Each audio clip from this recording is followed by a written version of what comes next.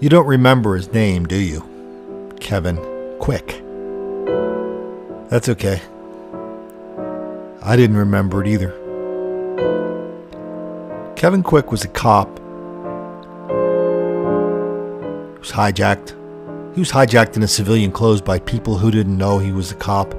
When they figured out he was a cop, they shot him in the head. There were 9 black people involved in that crime. 3 have pled guilty, 6 are on trial. But one of the things that happens when these trials take such a long time is we do get to learn lots of other things. We learn that these 9 black people were just a regular crime syndicate of black mob violence all over this otherwise bucolic Virginia town. Let's get a few of the details.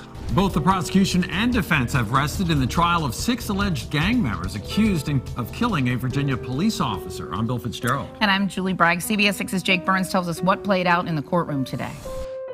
Prosecutors say 4 members of the 99 Goon Syndicate who had kidnapped Kevin Quick were holding him at gunpoint in his own SUV when they discovered his Waynesboro police ID.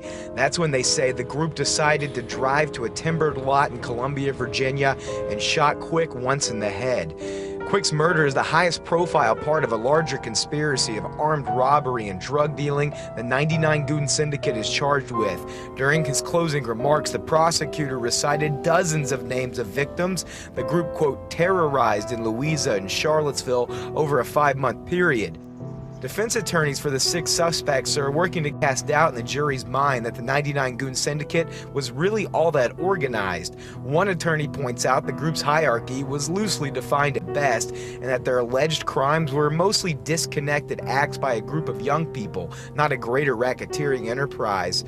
The defense is also shining a light on the fact that many of the gang's insiders who testified at the trial got plea deals, with one attorney asking, "Would you trust those people to sell you a used car?" Here's a good example of how tough a job the jury really has at this point in the trial. Remember, it's been going on for more than 2 weeks right now. One of the defense attorneys brought up testimony that Kevin Quick allegedly owed money to one of the suspects. The prosecution obviously objected to that, saying it was not the evidence that they presented in the case. But the defense attorney said even if that's nonsense, it's something that needs to be considered by jury members. This is a 34-count indictment, and again, the crime spree has lasted more than 5 months, according to prosecutors.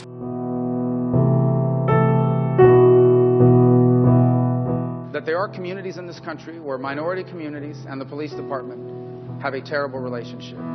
I personally know someone who happens to be a police officer and a young African-American male who told me that he's been pulled over 7, 8 times in the last few years and never gets a ticket. What is he supposed to think? He gets pulled over for no reason, never gets a ticket, no one has any explanation for why he's being pulled over. What is he supposed to think? So I owe everyone else, we have a problem.